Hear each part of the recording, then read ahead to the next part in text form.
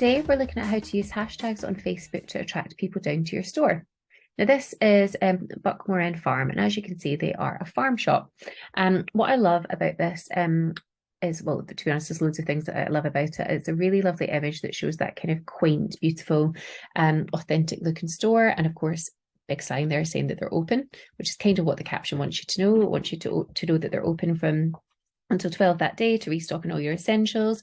And then they're kind of, enticing you in by talking about out for a sunny walk and grabbing your mulled wine or your Bailey's hot chocolate. So they're kind of giving you a bit of a view as to what you can get when you're there and why you might be wandering around. However, what I wanted to talk to you more about was actually these, which is the hashtags.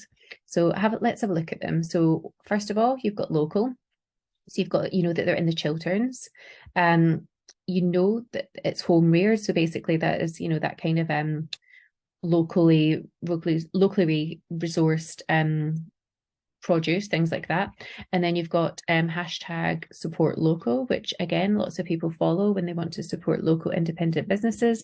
And then you've got the actual product, if you like, or the place itself, which is the farm shop. So these are all hashtags that I guess within this context people will be looking for. So if you're looking for anything to do with the Chilterns, it might just be that you might want to go for a wander around the Chilterns, something like that, then you would click on this one.